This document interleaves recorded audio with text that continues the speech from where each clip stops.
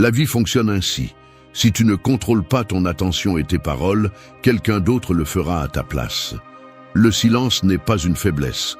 C'est un outil de puissance lorsque tu choisis de ne pas réagir à chaque stimulus ni de chercher la validation dans chaque regard.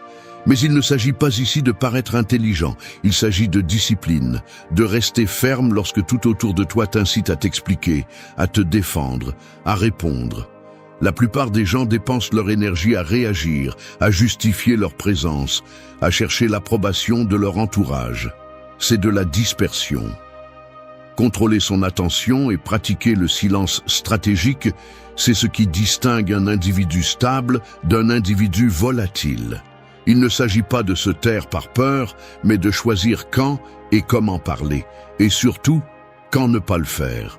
L'autocontrôle commence quand tu cesses d'offrir ta réaction au premier qui te provoque.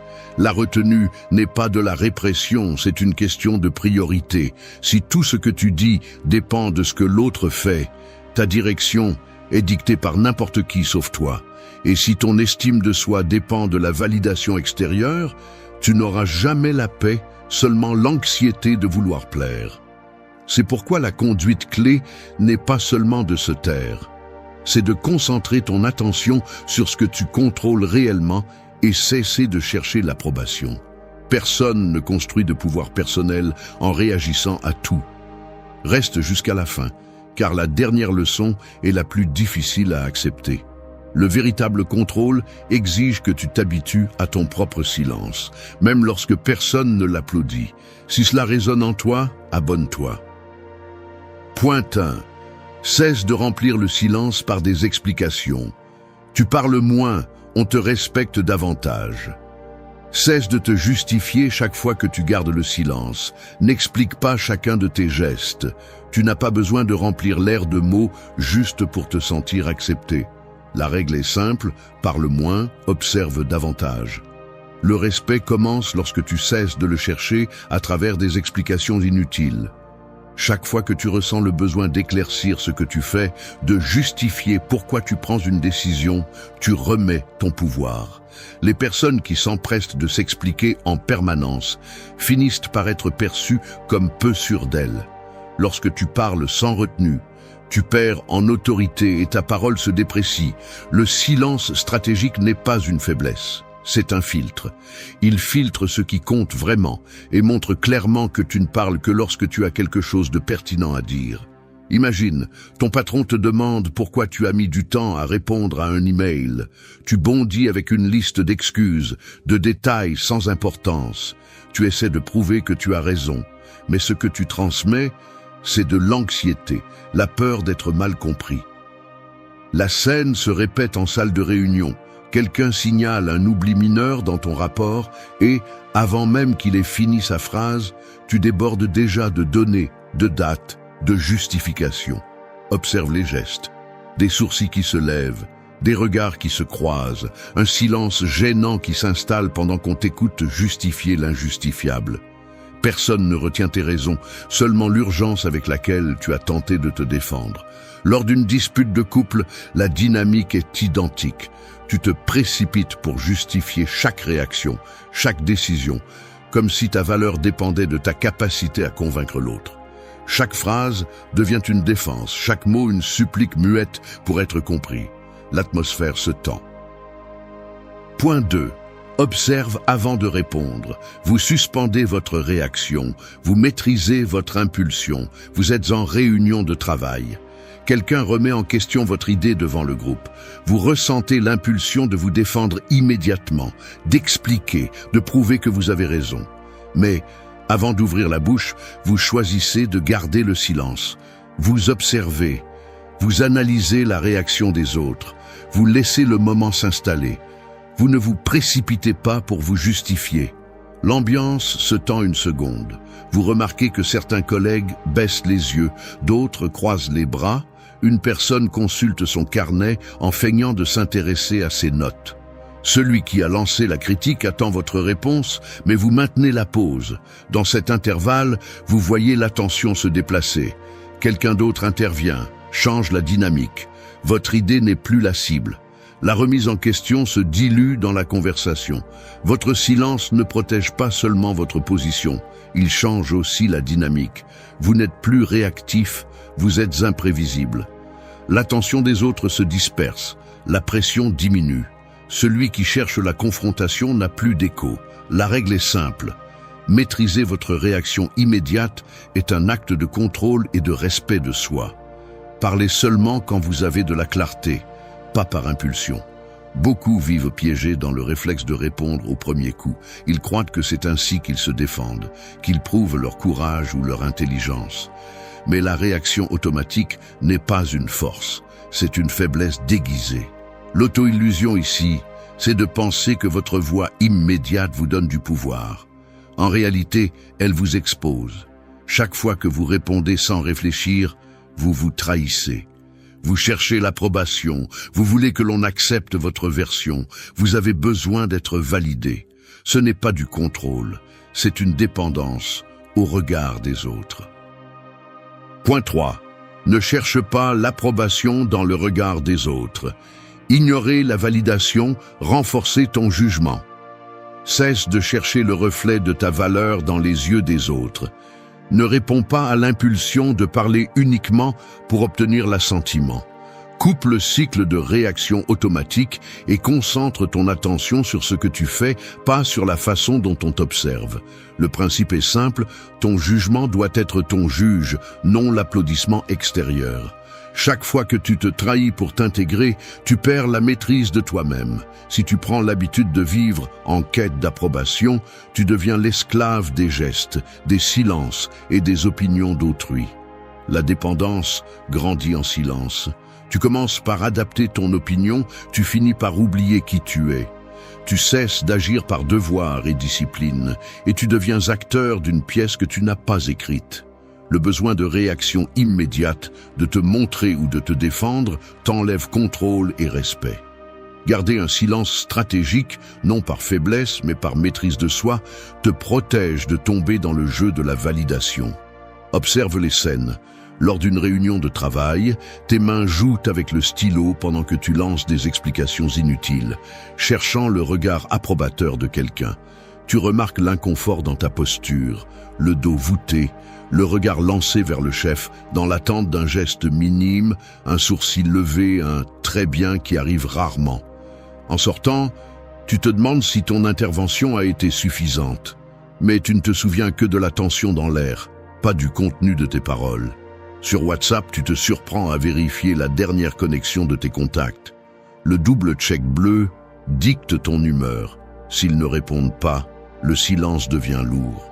Tu réécris le message, tu doutes du ton, tu changes un emoji, tu te demandes si c'était trop froid ou trop enthousiaste. Point 4. Filtre qui mérite l'accès à tes pensées. Sélectionne tes interlocuteurs, blinde ton intimité. Il y a quelque chose que tu dois accepter. Tout le monde ne mérite pas d'avoir accès à tes pensées ni à tes réactions. La règle est simple.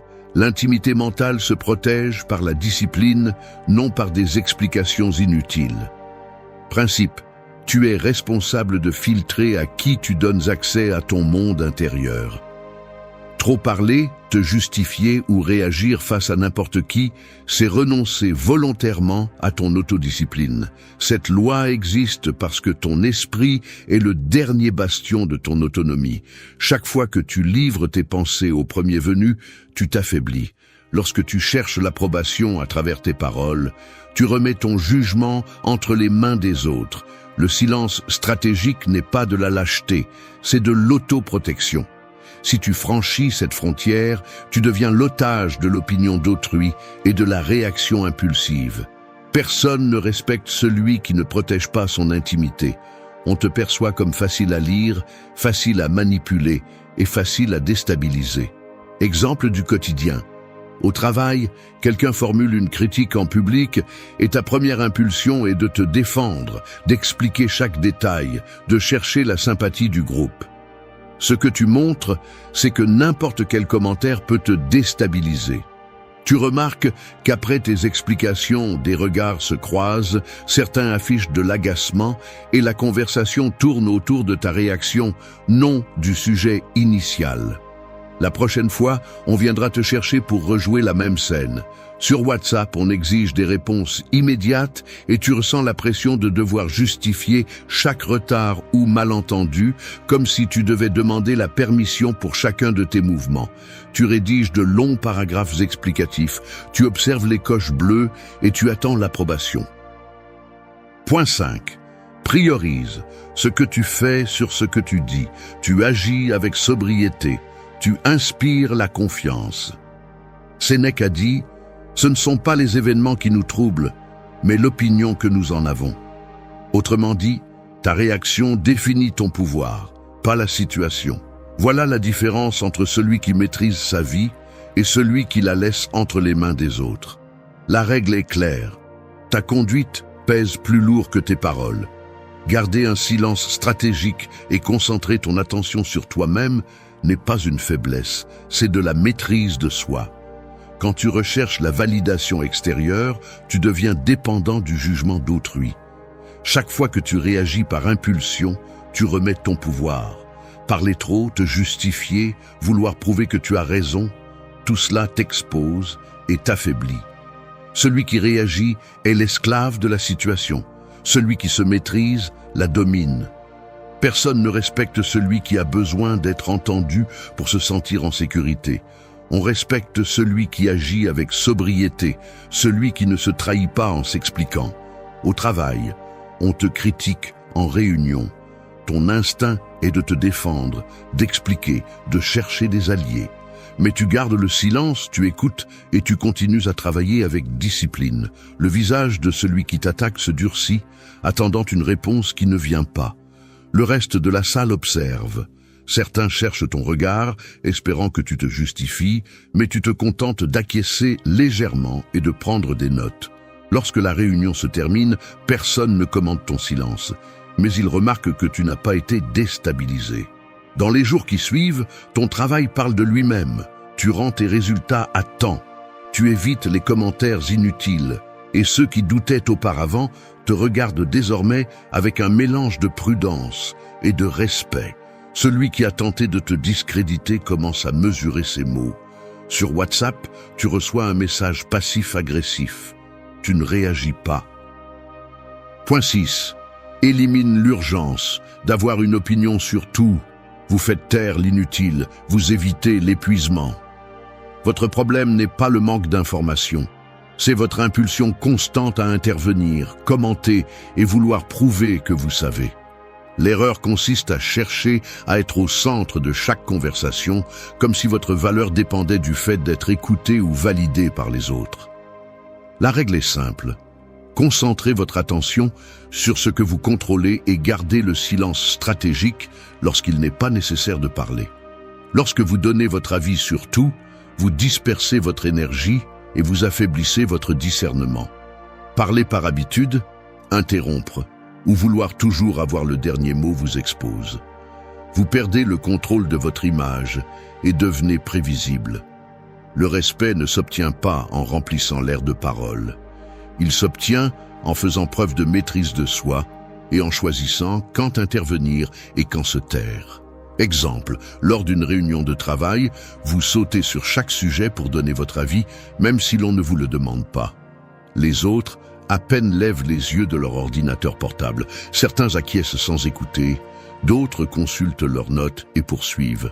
À la fin, vous constatez que personne ne reprend vos idées. Le responsable donne la parole à quelqu'un d'autre, comme si vous aviez parlé dans le vide. Vous quittez la salle avec l'impression d'avoir été présent seulement en apparence, pas en substance. Dans le groupe WhatsApp, vous répondez à tous les messages, même les plus insignifiants. Vous envoyez un commentaire inutile sur la photo d'un déjeuner et la discussion s'arrête. Les minutes, les heures passent et personne ne répond. Le lendemain, vous voyez que vos messages se perdent parmi d'autres, ignorés, tandis que les conversations continuent sans vous. Le groupe prend l'habitude d'ignorer vos interventions. Point 7. Accepte que tout le monde ne comprendra pas ta réserve. Tu supportes l'inconfort, tu grandis en autonomie. Il y a quelque chose que tu dois accepter. Lorsque tu choisis de garder le silence et de concentrer ton attention sur toi-même, la plupart des gens ne vont pas comprendre. La règle est simple. Tout le monde n'a pas besoin ni ne mérite une explication à propos de ta conduite réservée. La raison est claire. Nous vivons entourés de personnes qui réagissent au silence comme s'il s'agissait d'une menace. Si tu ne réponds pas immédiatement, si tu ne te justifies pas, si tu ne cherches pas l'approbation de tous, on te regarde comme si tu avais quelque chose à cacher. Mais le vrai problème n'est pas l'inconfort que tu provoques, mais ton besoin que les autres valident chacune de tes décisions. Si tu ne romps pas ce cycle, tu vivras attaché à l'opinion des autres et tu perdras le contrôle de ton temps, de ton énergie et de ton discernement. Observe ton quotidien. Au travail, on te met la pression pour que tu donnes ton avis à chaque réunion, même si tu n'as rien de pertinent à dire. Tu sens les regards de tes collègues lorsque tu décides de te taire. Quelqu'un se racle la gorge, un autre te lance une question directe en espérant que tu prennes position. Un silence gênant s'installe. Tu remarques que certains consultent leurs notes, d'autres croisent les bras et le chef te regarde par-dessus ses lunettes, attendant une justification. La pression est réelle, mais tu cèdes lorsque tu parles trop, et ce que tu obtiens, c'est une réponse tiède, ou pire, un regard condescendant. Ta parole perd de sa valeur. Sur WhatsApp, on te reproche de ne pas répondre instantanément, comme si ton silence était un manque de respect. Les messages s'accumulent, quelqu'un laisse un emoji d'interrogation, un autre te mentionne dans le groupe. Point 8. Apprends à perdre des alliés pour garder ton silence. Tu tiens ta position, tu assumes la solitude stratégique. Ne cherche l'approbation de personne. Arrête de regarder autour de toi en attendant du soutien. Ton attention est une ressource rare. Protège-la. Garde le silence quand il serait plus facile de rejoindre le bruit. Le critère est clair. Celui qui maîtrise sa réponse et ne mendie pas l'acceptation fixe la norme. Tenir ta position, même si cela implique de perdre des alliés, c'est le véritable standard. La règle n'est pas confortable, mais elle est simple. Celui qui se disperse à la recherche de validation externe perd le contrôle de sa vie. Celui qui se tait et observe garde le pouvoir même s'il reste seul. Ne confonds pas le silence stratégique avec de la faiblesse. C'est le contraire. C'est le filtre qui sépare l'urgent de l'important, le superficiel de ce qui te définit vraiment. Si tu parles pour plaire, tu te vends à bas prix. Si tu réagis sous pression, tu abandonnes ton discernement. Le respect se construit dans l'inconfort de défendre ta position, même si cela t'isole. Au travail, quelqu'un lance une critique injuste lors d'une réunion. Tout le monde attend ta réaction. L'ambiance devient tendue. Regards croisés. Certains font semblant de relire leurs notes. D'autres t'observent à la recherche de signes. Si tu réponds en cherchant des alliés, tu te dilues dans l'opinion de la majorité. Si tu gardes le silence, tu observes, et tu ne parles que lorsque tu as quelque chose à ajouter, tu fais la différence. Il n'y a ni sourire de connivence, ni tape dans le dos. Juste le murmure sourd de ceux qui ne comprennent pas ou se sentent mal à l'aise face à ta réserve. Mais la perception change. Tu n'es plus prévisible, ni facile à entraîner. Tu es celui qui ne se vend pas pour un applaudissement rapide. Sur WhatsApp, tu te disputes avec ton partenaire ou un ami. Tu peux continuer à parler par impulsion, à remplir l'air d'explication et à chercher chez les autres l'approbation que tu ne t'accordes pas. Tu peux continuer à offrir tes pensées au premier venu, à donner ton avis sur tout, à étouffer l'inconfort du silence avec des mots vides et à perdre ton énergie dans l'urgence d'être compris. Mais tu connais le résultat. Dépendance, épuisement, une vie dictée par les réactions des autres et la sensation constante d'être redevable au regard d'autrui. Ou tu peux choisir l'opposé, garder le silence stratégique, regarder à l'intérieur avant de répondre, observer avant de parler, réserver tes opinions et laisser tes actions parler pour toi, filtrer qui mérite l'accès à ton esprit et accepter que certains s'éloigneront parce que tu ne leur donnes plus ce qu'ils attendent. Tout le monde ne comprendra pas ta retenue, et tu perdras des alliés, mais tu gagneras quelque chose de plus précieux. Le contrôle de toi-même et une paix qui ne dépend pas des validations extérieures. Le choix n'est pas confortable, mais il est simple. Tu peux continuer sur la roue ou en sortir. Le moment de décider, c'est maintenant. Dis-moi en commentaire laquelle de ces leçons t'a le plus mis mal à l'aise.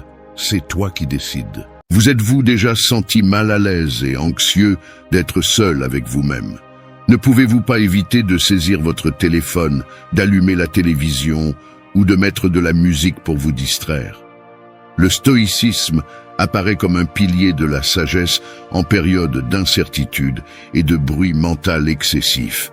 Dans la vidéo d'aujourd'hui, je vais vous montrer 13 enseignements précieux, soigneusement sélectionnés, pour vous aider à cultiver une relation plus profonde et plus authentique avec vous-même.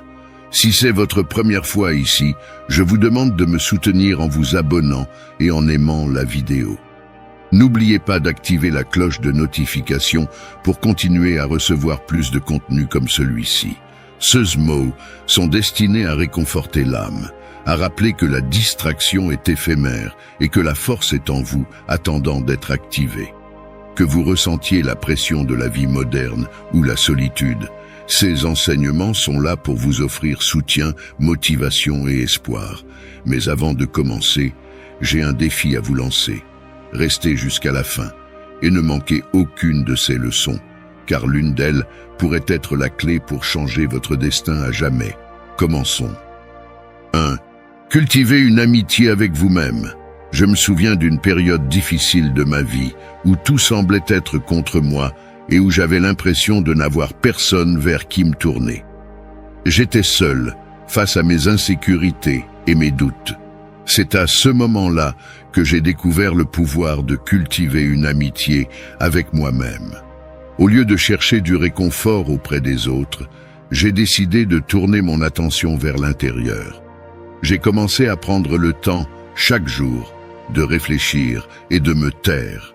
Dans ces moments de calme, j'ai commencé à mieux me connaître, à comprendre mes peurs, mes désirs et mes forces. Ce fut un processus lent et parfois douloureux, mais révélateur. Tout comme une amitié avec une autre personne, l'amitié avec moi-même exigeait de la patience, de la compréhension et de l'acceptation. À cette époque, je lisais beaucoup sur le stoïcisme et je suis tombé sur une citation d'Épictète. Le sage veut toujours être avec lui-même. Ces mots sont devenus mon mantra, me rappelant que la paix et le contentement ne viennent pas de sources extérieures, mais d'une profonde compréhension de soi-même. Il y avait des jours où la solitude me paraissait écrasante, mais je l'ai acceptée. J'ai pratiqué des exercices de gratitude, en écrivant les choses pour lesquelles j'étais reconnaissant. Cela a amélioré ma vision de la vie et m'a aidé à apprécier mes qualités et mes réalisations. Ma confiance en moi a grandi, mes décisions sont devenues plus claires et j'ai commencé à ressentir une paix intérieure. La force et la résilience que j'ai développées m'ont permis de relever les défis avec un esprit et un cœur plus forts. Aujourd'hui, je peux affirmer avec certitude que la meilleure relation que vous puissiez cultiver est celle avec vous-même. 2. L'importance de la solitude. Je n'ai pas toujours compris l'importance de la solitude. Pendant longtemps, j'ai eu peur d'être seul et j'ai évité ces moments d'isolement. Cependant, au cours d'une phase difficile de ma vie, j'ai appris la vraie valeur de la solitude. Je me souviens d'une nuit où, malgré le fait d'être entouré de monde, je me suis senti incroyablement seul. J'ai décidé de faire une promenade nocturne, seul avec mes pensées. La ville était calme et pendant que je marchais, je réfléchissais à ma vie et à mes expériences. Dans ce calme, j'ai trouvé une clarté que je n'avais jamais connue auparavant. Le stoïcisme m'a appris que la solitude n'est pas quelque chose à craindre, mais à accepter. Étant seul, j'ai pu entendre ma voix intérieure sans distraction. Marc Aurèle a dit « Nulle part, l'homme ne peut trouver une retraite aussi paisible et tranquille que dans l'intimité de son âme. » Ces mots m'ont rappelé que la paix intérieure se trouve en se donnant le temps et l'espace pour la rechercher. J'ai fait de la solitude une pratique régulière. Chaque jour, il consacrait du temps à être seul, à méditer, à lire ou à réfléchir. J'ai trouvé ces moments revitalisants, me permettant de me ressourcer et de voir le monde avec une perspective renouvelée. J'ai appris à apprécier ma propre entreprise en faisant des activités qui me plaisaient et en me connectant plus profondément avec moi-même. La solitude m'a appris à être autonome et à trouver de la force en moi-même, sans avoir besoin de la validation constante des autres. Aujourd'hui, j'apprécie profondément ces moments de solitude qui m'ont permis de grandir, de guérir et de découvrir des parties de moi-même qui autrement seraient restées cachées. Troisièmement, vivre selon le présent. Vivre dans le présent était une leçon difficile à apprendre. J'avais l'habitude de m'inquiéter pour l'avenir et de regretter le passé jusqu'à ce qu'un moment, ma perspective change. Un après-midi, en regardant des enfants jouer dans le parc, j'ai réalisé qu'ils profitaient du moment sans souci. J'ai compris que je pouvais aussi vivre dans le présent, mais je l'avais oublié. J'ai commencé à étudier le stoïcisme et je suis tombé sur une citation de Sénèque. « À mesure que nous retardons la vie, elle s'accélère. » J'ai réfléchi au nombre de fois où j'avais arrêté de profiter du présent à cause de pensées sur le futur ou le passé. J'ai décidé de faire un changement conscient et de pratiquer la pleine conscience ou proche. Je me suis consacré à être vraiment présent dans chaque activité quotidienne. Au début, c'était difficile, mais avec le temps, c'est devenu naturel. J'ai utilisé la technique de respiration consciente, en inspirant profondément et en expirant lentement pour me débarrasser de mes inquiétudes. Cette pratique m'a aidé à m'ancrer dans le présent. J'ai remarqué des changements significatifs, moins de stress et plus de joie dans les petites choses. Après réflexion, j'ai réalisé que de nombreuses inquiétudes n'étaient pas fondées. L'avenir est incertain et le passé ne peut être changé, mais le présent est tout ce que nous avons. En vivant dans le présent, j'ai trouvé la paix intérieure. Chaque instant est un cadeau. Vivre pleinement le présent est la clé d'une vie heureuse et satisfaisante. Quatrième, contrôle des émotions. Contrôler les émotions est une compétence que j'ai toujours admirée chez les autres, mais que j'ai trouvée difficile à maîtriser. J'avais l'habitude de réagir de manière impulsive aux situations stressantes. Un tournant m'a amené à reprendre le contrôle de mes émotions et à améliorer ma vie. Je me souviens d'un jour au travail où tout allait mal. Un projet échouait, mon patron était bouleversé et la pression montait. J'ai explosé et j'ai laissé la frustration prendre le dessus sur moi. J'avais honte et je savais que je devais mieux gérer mes émotions. J'ai commencé à approfondir la philosophie stoïcienne. Une citation d'Épictète m'a interpellé. Ce ne sont pas les choses qui nous dérangent, mais nos opinions à leur sujet. J'ai compris que mes réactions émotionnelles étaient causées par la façon dont j'interprétais les événements.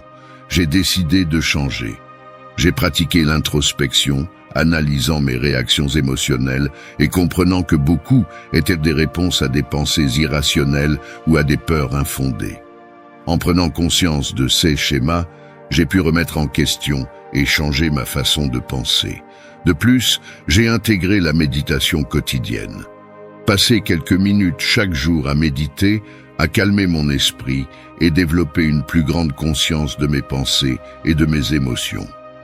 Cette pratique m'a permis d'observer mes émotions sans les juger ni réagir de manière impulsive. J'ai appris à respirer profondément et à réagir de manière plus contrôlée et rationnelle. Au fil du temps, j'ai remarqué une grande différence. Mes relations personnelles se sont améliorées et au travail, j'ai gagné le respect de mes collègues pour rester calme sous pression. Contrôler ses émotions demande de la pratique et de la patience, mais c'est possible. J'ai appris que contrôler mes émotions ne signifie pas les réprimer, mais les comprendre et les gérer sainement. Si vous sentez que vos émotions sont hors de contrôle, rappelez-vous que vous pouvez changer cela. Grâce à l'introspection, à la méditation et à une pratique constante, vous pouvez développer la capacité de rester calme et clair dans n'importe quelle situation. 5. Pratiquer la résilience émotionnelle. Pratiquer la résilience émotionnelle est une compétence que j'ai acquise pendant les moments les plus difficiles de ma vie. Il y a eu une période où j'avais l'impression que tout était contre moi. J'ai perdu mon travail, une relation importante a pris fin, et j'avais l'impression que mon monde s'effondrait. Un soir, après une dure journée, j'ai décidé de lire un livre sur le stoïcisme. Une citation de Marc Aurèle m'a profondément marqué. « Le bonheur de votre vie dépend de la qualité de vos pensées. » Ces mots m'ont fait réfléchir sur la façon dont j'ai laissé mes pensées négatives dominer ma vie. J'ai décidé de prendre le contrôle et de commencer à pratiquer la résilience émotionnelle. Changer mon état d'esprit a été l'une des premières étapes. Au lieu de considérer les défis comme des obstacles insurmontables, je les voyais comme des opportunités de croissance. J'ai mis en place une routine quotidienne avec de la méditation et un journal de gratitude. Cela m'a aidé à commencer la journée avec une attitude positive. J'ai également inclus l'exercice physique, découvrant que rester actif était bénéfique pour ma santé émotionnelle. Dans les moments difficiles, j'utilisais la visualisation négative, imaginant les pires scénarios possibles, ceux qui me préparaient mentalement et me faisaient voir que de nombreuses inquiétudes étaient exagérées. Accepter ce que je ne pouvais pas changer et me concentrer sur ce que je pouvais contrôler m'a libéré émotionnellement. Au fil du temps, ma capacité à gérer le stress s'est considérablement améliorée. Aujourd'hui, je me sens plus fort et capable d'affronter n'importe quel obstacle. Si vous vous sentez vaincu par les circonstances, n'oubliez pas que vous pouvez changer de point de vue et développer une résilience émotionnelle. Sixième, la compassion envers les autres. La compassion envers les autres est une qualité que j'ai toujours appréciée, mais que je n'ai pas toujours pratiquée de manière cohérente. Il fut un temps dans ma vie où j'étais tellement absorbé par mes propres problèmes que je ne prêtais pas attention aux difficultés de ceux qui m'entouraient. Je me souviens d'une époque où un ami proche était confronté à des problèmes personnels et, bien qu'il m'en ait parlé, je ne lui ai pas accordé l'attention qu'il méritait. Un jour, il m'a traité de désespéré et j'ai réalisé à quel point il avait besoin de mon soutien. J'ai ressenti une profonde honte et j'ai décidé de changer d'approche. J'ai commencé à étudier la compassion et comment l'intégrer dans ma vie quotidienne. Une citation d'Épictète disait « N'oubliez pas que d'autres sont également confrontés à leur propre lutte ». Ces mots m'ont rappelé que nous portons tous des fardeaux invisibles. J'ai commencé à pratiquer activement la compassion, en accomplissant quotidiennement des actes de gentillesse, comme écouter attentivement ou offrir de l'aide sans rien attendre en retour. J'ai également pratiqué l'empathie, en essayant de comprendre les points de vue et les sentiments des autres. J'ai appris à être plus patient et compréhensif. La compassion m'a également appris à être plus gentil avec moi-même, à me pardonner mes erreurs et à me traiter avec douceur. Cette compassion envers moi-même était essentielle à mon bien-être émotionnel et m'a permis d'être une source de soutien plus authentique. Sixième, la compassion envers les autres. La compassion envers les autres est une qualité que j'ai toujours appréciée, mais que je n'ai pas toujours pratiquée de manière cohérente. Il fut un temps dans ma vie où j'étais tellement absorbé par mes propres problèmes que je ne prêtais pas attention aux difficultés de ceux qui m'entouraient. Je me souviens d'une époque où un ami proche était confronté à des problèmes personnels et, bien qu'il m'en ait parlé, je ne lui ai pas accordé l'attention qu'il méritait. Un jour, il m'a traité de désespéré et j'ai réalisé à quel point il avait besoin de mon soutien. J'ai ressenti une profonde honte et j'ai décidé de changer d'approche. J'ai commencé à étudier la compassion et comment l'intégrer dans ma vie quotidienne. Une citation d'Épictète disait « N'oubliez pas que d'autres sont également confrontés à leur propre lutte ».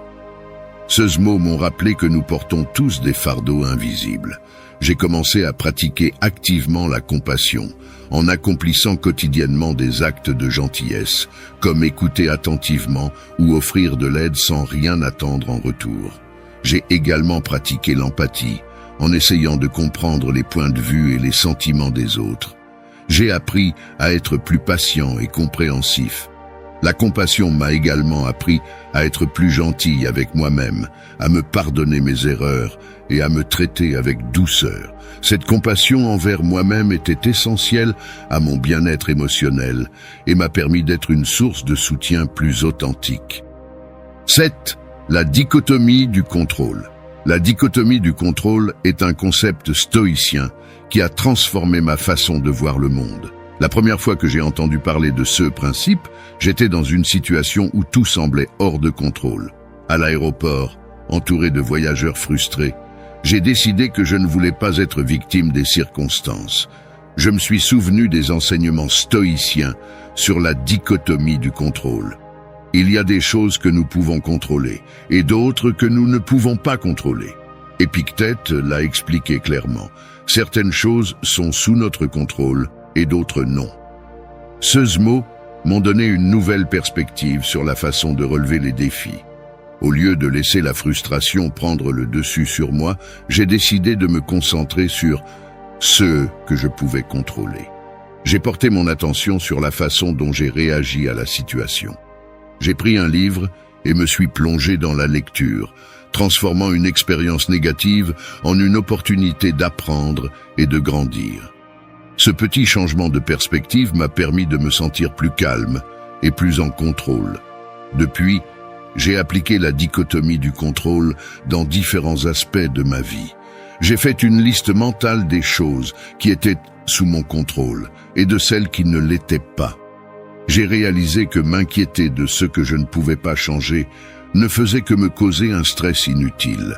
Diriger mon énergie vers ce que je pouvais influencer m'a procuré un sentiment de puissance et de sérénité. Cela a amélioré ma productivité au travail et la qualité de mes relations personnelles. En me concentrant sur ce que je pouvais contrôler, j'ai pu construire des relations plus saines et plus harmonieuses. La dichotomie du contrôle m'a également aidé à gérer le stress et l'anxiété, me rappelant que je peux toujours contrôler ma réponse aux situations. Cette pratique m'a permis de relever des défis avec un esprit plus clair et un cœur plus calme. 8.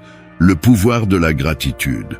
Le pouvoir de la gratitude est l'une des leçons les plus précieuses que j'ai apprises dans ma vie. Il fut un temps où je me concentrais sur ce qui me manquait, au lieu d'apprécier ce que j'avais. Cet état d'esprit négatif a affecté mon bien-être et mon bonheur.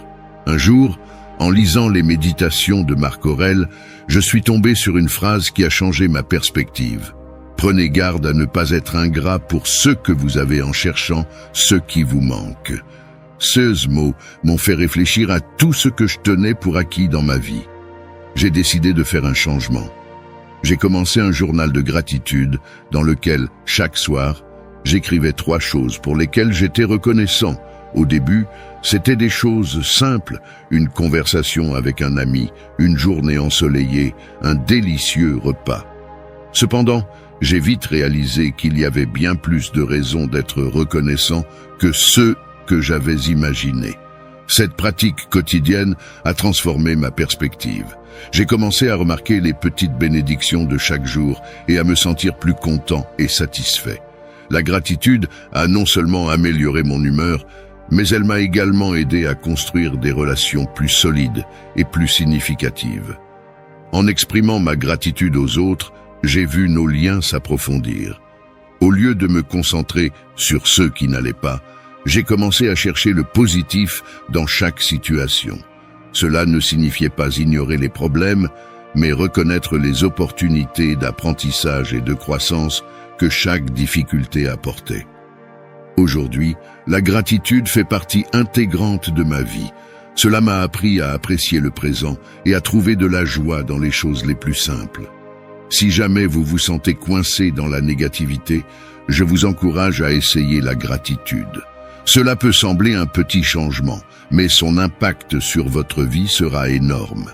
En pratiquant la gratitude, vous découvrirez une nouvelle source de bonheur et de bien-être qui transformera votre perspective et votre vie. 9. L'importance du silence. L'importance du silence est quelque chose que je n'ai pas toujours apprécié. Dans une société de bruit constant, j'ai rempli chaque instant de distraction. Ce n'est que lors d'une période de surcharge sensorielle que j'ai réalisé à quel point j'avais besoin de silence. Je me souviens d'un après-midi mouvementé où je me sentais épuisé mentalement et émotionnellement. J'ai décidé de me promener dans le parc sans écouteurs, juste avec le son naturel de l'environnement. Sans le bruit constant, mes pensées ont commencé à circuler et j'ai entendu ma voix intérieure plus clairement. Une citation de Zénon de Citium m'a interpellé. Le silence est un espace où l'esprit peut se retrouver. J'ai réalisé que j'avais évité le silence par peur d'affronter mes propres pensées et émotions. J'ai commencé à intégrer des moments de silence dans ma routine quotidienne, que ce soit par la méditation, en m'asseyant tranquillement pendant quelques minutes chaque matin, ou simplement en éteignant tous les appareils. These moments sont devenus de précieuses occasions de réfléchir et de se ressourcer. Le silence a également amélioré mes capacités d'écoute, me permettant d'accorder toute mon attention aux conversations et d'améliorer mes relations personnelles et professionnelles. De plus, cela m'a permis d'être plus conscient de mes pensées et de mes émotions, ce qui m'a permis d'acquérir une plus grande clarté et une plus grande tranquillité d'esprit. Un enseignement d'Épictète que j'applique est le suivant. Tais-toi souvent, mais lorsque tu parles, fais-le pour dire quelque chose de précieux. Aujourd'hui, j'apprécie profondément le pouvoir du silence. Cela m'a appris à trouver la paix au milieu du chaos et à me connecter avec mon être intérieur. Si vous vous sentez submergé par le bruit constant du monde, recherchez le silence. Vous trouverez la sagesse et la tranquillité. Merci d'être resté jusqu'à la fin de la vidéo. Si vous avez tout vu, commentez « Je suis stoïcien » comme notre signe secret, indiquant que vous êtes un véritable apprenant du stoïcisme. N'oubliez pas de vous abonner et de liker la vidéo si elle vous a plu. Rendez-vous dans la prochaine vidéo et rappelez-vous, continuez à cultiver votre esprit stoïque. Aider les autres et faire face à la déception est un chemin commun. Parfois, nous rencontrons des gens qui nous voient comme une source inépuisable de soutien, mais qui offrent rarement quoi que ce soit en retour, nous laissant déçus et épuisés émotionnellement. Ces personnes manipulent et attirent le drame et la négativité, nous gardant piégés dans leur orbite. Le stoïcisme nous enseigne que dire non à ces personnes n'est pas un rejet hostile, mais une légitime défense émotionnelle. Fixer des limites claires protège notre intégrité et notre énergie pour des relations valorisées. Reconnaître l'importance de notre temps et de notre énergie est essentiel pour une vie épanouie. Il est crucial de comprendre que nous ne pouvons pas changer quelqu'un s'il n'est pas disposé à le faire. Peu importe l'amour et le soutien que nous offrons, si l'autre personne n'est pas ouverte au changement, nos efforts seront vains. Cette leçon, bien que difficile, est vitale pour notre santé mentale et émotionnelle. Épicure a enseigné que nos réactions, et non les événements, façonnent nos émotions. Nous pouvons choisir d'être remplis de ressentiment ou d'adopter une perspective stoïque, trouvant la paix intérieure au milieu de la tempête. Votre générosité est rare et précieuse. Ne laissez pas les déceptions vous décourager. Utilisez-les pour grandir. Rejoignez-nous pour explorer comment identifier les personnes toxiques et fixer des limites saines qui protègent notre intégrité émotionnelle. La dernière partie de cette vidéo est peut-être la plus transformatrice. Commençons. Personne numéro 1. Les gens qui vivent dans de fausses réalités. Dans notre société moderne, de nombreuses personnes vivent dans de fausses réalités, créant des récits qui déforment la vérité et les empêchent d'affronter la réalité. Certains s'accrochent à des illusions de grandeur sans fondement dans la réalité. D'autres nient les vérités inconfortables sur eux-mêmes ou sur leur environnement. Et certains se tournent vers des fantasmes pour échapper à leurs problèmes. Créer ces fausses réalités peut être une forme d'autoprotection, en évitant les situations difficiles ou douloureuses. Cependant, du point de vue stoïcien, Cette attitude perpétue la souffrance et l'insatisfaction.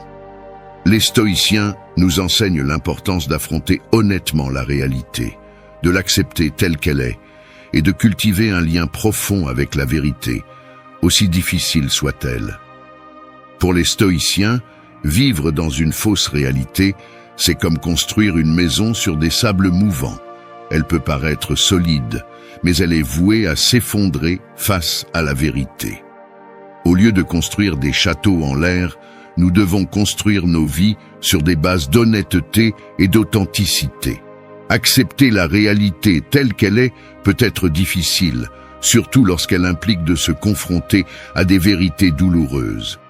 Cependant, les stoïciens nous rappellent que ce n'est qu'en affrontant sincèrement la réalité que nous pouvons la transformer. Rejeter le déni et les fantasmes ouvre la porte à une croissance personnelle authentique et durable. Le stoïcisme propose des outils tels que la pleine attention ou la pleine conscience, qui nous aident à être présents, à observer nos expériences et à les accepter sans juger. Il est également essentiel de développer un jugement adéquat pour discerner ce qui est vrai de ce qui est faux, en évaluant objectivement la réalité et en prenant des décisions éclairées. Personne numéro 2, les opportunistes. Au cours du voyage de la vie, nous rencontrons des personnes authentiques et opportunistes. Les opportunistes cherchent à profiter de la générosité des autres pour leur propre bénéfice, en utilisant des stratégies allant de la flatterie excessive à la manipulation émotionnelle. D'un point de vue stoïcien, il est crucial de faire la distinction entre une véritable amitié et une relation manipulatrice. La véritable amitié est basée sur le respect mutuel et le soutien réciproque, tandis que la manipulation exploite les sentiments et la bonne volonté des autres. Les stoïciens nous apprennent à observer les actions et les attitudes pour discerner entre ces deux dynamiques. Établir des limites claires est essentiel pour se protéger des opportunistes. Les stoïciens nous encouragent à défendre nos limites personnelles en disant non lorsque cela est nécessaire, même si cela signifie décevoir les autres. Cet acte d'autodéfense et de respect de soi nous permet de rester fermes dans nos valeurs et principes. Les opportunistes peuvent apparaître dans tous les domaines de notre vie, amis, famille, collègues ou inconnus. Il est important d'être attentif aux signes de manipulation, tels que la flatterie excessive, le manque de réciprocité et la pression émotionnelle. Pour nous protéger, nous devons cultiver une attitude de discernement et d'authenticité. Faire confiance à notre intuition et à nos capacités nous aide à évaluer les situations et les personnes, à éviter de tomber dans les pièges de la manipulation et à préserver notre intégrité émotionnelle. Même si les opportunistes peuvent être difficiles, ils nous enseignent également l'importance de fixer des limites claires et de protéger notre bien-être. Les affronter avec sérénité et détermination transforme les défis en opportunités de croissance personnelle. Personne numéro 3, l'égocentrique. Dans nos interactions avec les autres, nous rencontrons souvent des personnes qui croient que le monde tourne autour d'elles. Ces individus égocentriques valorisent avant tout leurs propres besoins et voient l'aide des autres comme des outils pour satisfaire leurs désirs, sans tenir compte des besoins ou des limites des autres. D'un point de vue stoïcien, affronter les égocentriques nécessite une approche claire et ferme. Il est crucial de fixer des limites claires et de rester ferme, même lorsqu'ils tentent de nous manipuler ou de nous faire pression. Le stoïcisme nous apprend à accepter ceux qui échappent à notre contrôle. Nous ne pouvons pas changer leur façon d'être, mais nous pouvons contrôler notre réponse, protégeant ainsi notre santé mentale et émotionnelle. Le stoïcisme favorise une attitude de détachement envers les situations et les personnes indépendantes de notre volonté. Cela ne signifie pas être insensible, mais plutôt reconnaître que notre bonheur ne dépend pas de l'approbation des égocentriques. Rester fidèle à nos valeurs nous aide à résister à leur influence toxique et à préserver notre paix intérieure. Un autre outil important est l'empathie et la compassion. Bien que difficile, Le stoïcisme nous rappelle que nous sommes tous imparfaits et confrontés à nos propres luttes. Traiter les égocentriques avec compassion protège notre paix intérieure et nous permet d'adopter une attitude plus compréhensive. En fin de compte, faire face à l'égocentrisme d'un point de vue stoïque implique de trouver un équilibre entre prendre soin des autres et prendre soin de soi. Aider ceux qui en ont besoin est important, tout comme fixer des limites pour protéger notre bien-être. De cette façon, nous pouvons rester fidèles à nos principes et vivre de manière authentique et significative. Personne numéro 4, ceux qui ne reconnaissent pas leurs défauts. Dans la vie, nous trouvons des gens qui ne reconnaissent pas leurs défauts et leurs erreurs, évitant la responsabilité et l'autocritique, préférant rejeter la faute sur les autres ou sur les circonstances. D'un point de vue stoïcien, ce comportement contredit les principes de prise de responsabilité et de pratique de l'humilité et de l'autocritique. Les stoïciens enseignent qu'assumer la responsabilité de nos actes est essentiel à la croissance personnelle. Accepter nos erreurs nous permet d'apprendre et de nous améliorer, en évitant le cycle du déni et de l'auto-tromperie. La responsabilité personnelle est essentielle pour atteindre la sagesse et la vertu et encourage une plus grande conscience de soi et une plus grande authenticité. L'humilité, un autre principe stoïcien, nous aide à accepter les critiques constructives et à apprendre des expériences des autres. Reconnaître notre imperfection et la possibilité de nous améliorer nous libère de la fierté et de l'arrogance, nous permettant de reconnaître nos défauts. L'autocritique est également essentielle. Évaluer honnêtement nos actions nous permet d'identifier les domaines d'amélioration et de corriger les erreurs, nous gardant ainsi sur le chemin de la vertu et nous efforçant d'être meilleurs chaque jour. Affronter ceux qui ne reconnaissent pas vos défauts peut être un défi, surtout avec vos amis, votre famille ou vos collègues proches. Cependant, le stoïcisme recommande d'aborder ces situations avec compassion et compréhension, en se rappelant que nous sommes tous imparfaits et en constante croissance. Reconnaître nos défauts est un processus continu. Personne n'est parfait et nous faisons tous des erreurs. Faire face à nos imperfections avec courage et détermination nous donne des opportunités d'apprendre et de grandir. Personne numéro 5, ceux qui résistent à l'apprentissage et au changement. Dans la vie, nous trouvons des gens qui résistent à l'apprentissage et au changement, s'accrochant à des croyances et des comportements rigides. Cet obstacle empêche votre croissance personnelle et votre adaptation aux nouvelles circonstances. D'un point de vue stoïcien, affronter ce problème nécessite une approche multiforme qui encourage l'auto-évaluation, la conduite par l'exemple et la pratique de l'empathie. L'auto-évaluation est essentielle pour surmonter la résistance à l'apprentissage et au changement.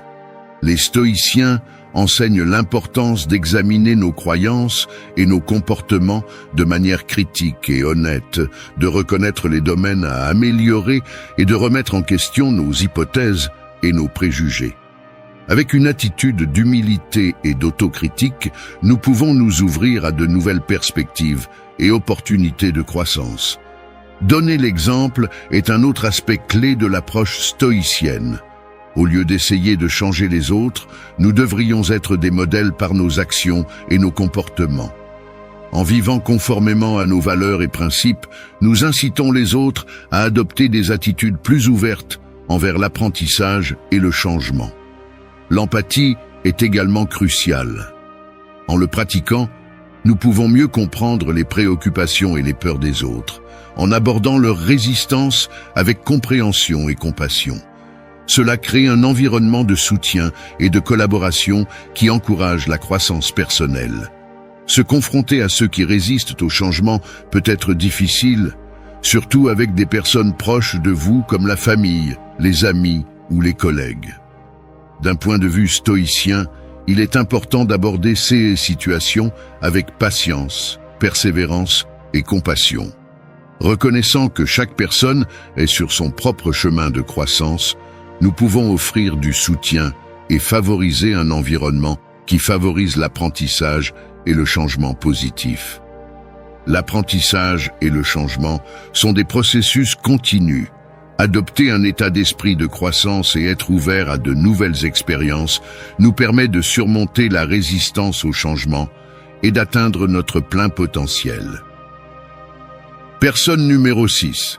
Ceux qui sont piégés par le pessimisme. Dans la vie, nous trouvons des gens piégés dans un état perpétuel de pessimisme, se concentrant uniquement sur le négatif et rejetant le positif. Ce pessimisme constant peut constituer un obstacle à votre bien-être et à votre épanouissement personnel. D'un point de vue stoïcien, faire face au pessimisme nécessite de cultiver la résilience, la gratitude et l'acceptation, même dans les adversités les plus difficiles. Les stoïciens enseignent que la souffrance est inévitable, mais ce qui compte, c'est la façon dont nous y réagissons.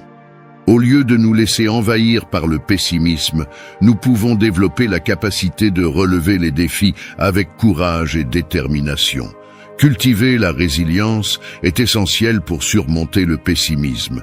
Cela implique d'apprendre à s'adapter et à se remettre des difficultés plutôt que de les laisser nous définir. Les stoïciens nous rappellent que nos actions et nos perceptions sont sous notre contrôle, même dans des situations défavorables.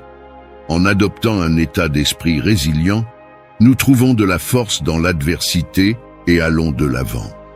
La gratitude est également importante, bien qu'il puisse être difficile de trouver des aspects positifs au milieu de l'obscurité. Les stoïciens nous encouragent à rechercher les bénédictions cachées dans nos vies. En pratiquant la gratitude, nous apprécions les petites choses et trouvons du réconfort dans les moments difficiles. L'acceptation est un autre aspect clé. Nous résistons et luttons souvent contre des circonstances incontrôlables, augmentant ainsi nos souffrances. Les stoïciens enseignent à accepter ce que nous ne pouvons pas changer et à trouver la paix dans l'incertitude. En acceptant nos limites et en abandonnant l'incontrôlable, nous nous libérons du poids du pessimisme. Faire face à ceux qui sont pris au piège du pessimisme peut être un défi, mais d'un point de vue stoïque, nous pouvons offrir soutien et encouragement. Les aider à trouver résilience, gratitude et acceptation brisent le cycle du pessimisme et renouvellent leur espoir et leur positivité.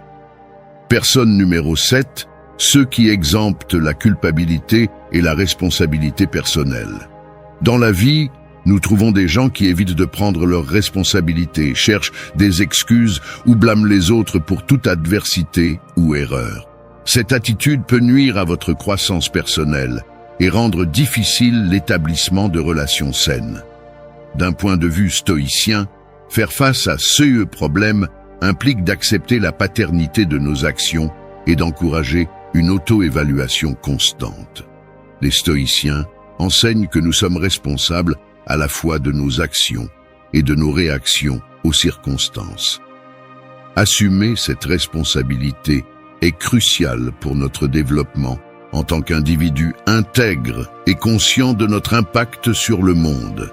Accepter la paternité de nos actions, c'est reconnaître que nous sommes les architectes de nos vies. Nous ne pouvons pas blâmer des circonstances extérieures ou d'autres personnes pour nos décisions. Au lieu de trouver des excuses, les stoïciens nous encouragent à faire face à nos actions avec courage et honnêteté. Ce n'est qu'en reconnaissant nos erreurs et en tirant les leçons que nous pourrons nous améliorer en tant qu'êtres humains. L'auto-évaluation est fondamentale dans l'approche stoïcienne. Cela nous pousse à examiner nos actions et nos motivations en nous demandant si nous agissons avec intégrité et droiture ou si nous laissons nos désirs et nos passions nous dominer. Cette introspection nous aide à identifier les domaines à améliorer et à travailler activement sur notre croissance personnelle. Faire face à ceux qui évitent d'assumer leurs responsabilités peut s'avérer difficile, surtout lorsqu'ils sont profondément enracinés dans leur refus. Cependant, d'un point de vue stoïcien, il est important d'aborder ces situations avec compassion et empathie, en respectant fermement nos principes et nos valeurs. En aidant ceux qui luttent contre la culpabilité et la responsabilité, nous pouvons les guider vers l'introspection et la croissance personnelle. Personne numéro 8. Ceux qui s'attendent à des privilèges. Dans la vie, nous rencontrons des gens qui croient mériter un traitement spécial et des privilèges sans effort. Cette mentalité de droit crée des tensions dans les relations et du ressentiment envers ceux qui ne répondent pas à vos attentes. D'un point de vue stoïcien, faire face à ce problème nécessite de valoriser le travail et la vertu et de pratiquer l'humilité. Les stoïciens enseignent que la vraie valeur ne réside pas dans les privilèges matériels ou le statut social, mais dans la vertu et la sagesse. Au lieu de nous attendre à un traitement spécial, nous devrions cultiver des qualités telles que l'intégrité, la justice et la gentillesse. Valoriser le travail est essentiel pour contrecarrer les droits. Les stoïciens se souviennent que l'effort et le dévouement sont la base du véritable succès et de l'épanouissement personnel. Au lieu d'attendre que les choses nous soient livrées facilement, nous devons être prêts à travailler dur et à persévérer dans la poursuite de nos objectifs. En valorisant le travail, nous apprécions nos compétences et nos réalisations, trouvant un but et de la satisfaction. L'humilité est également cruciale. Cela nous aide à reconnaître nos limites et à apprécier les contributions des autres. Au lieu de nous vanter de notre statut ou de nos réalisations, nous devrions adopter une attitude d'humilité et de gratitude. Cela renforce nos relations et favorise un sentiment de communauté et de collaboration. Faire face à ceux qui attendent des privilèges peut s'avérer difficile, surtout lorsqu'ils sont profondément ancrés dans leurs droits. Cependant, d'un point de vue stoïcien, il est important d'aborder ces situations avec compassion et empathie, en respectant fermement nos principes et nos valeurs. Les encourager à valoriser le travail et la vertu et à pratiquer l'humilité peut les aider à trouver une vie plus significative et plus authentique. Personne numéro 9. Ceux qui ne préparent pas l'avenir. Dans la vie, nous trouvons des gens qui vivent sans se soucier de l'avenir, naviguant sans but et sans considérer les conséquences de leurs actes. Ce manque de prévoyance peut engendrer des incertitudes et des difficultés, car l'avenir apporte toujours son lot d'événements et de défis imprévus. D'un point de vue stoïcien, faire face à ce problème implique d'adopter une attitude de planification et de préparation. Les stoïciens enseignent que nous devons accepter la réalité du changement et de l'incertitude, mais aussi prendre des mesures pour les atténuer. Cela signifie anticiper et prendre des décisions éclairées pour se préparer à toute éventualité. La planification est essentielle. Les stoïciens nous encouragent à réfléchir à nos buts et objectifs à long terme et à élaborer un plan d'action pour les atteindre. Cela implique d'identifier les priorités et d'établir une voie claire. En planifiant à l'avance, nous pouvons anticiper les obstacles et prendre des mesures proactives pour les surmonter.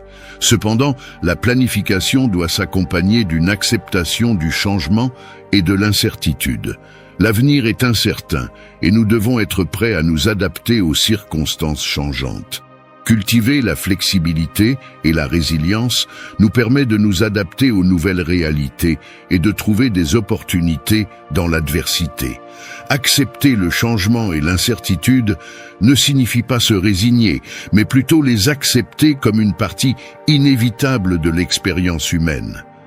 Garder l'esprit ouvert et réceptif aux nouvelles possibilités nous libère de la peur de l'avenir et nous procure une paix intérieure.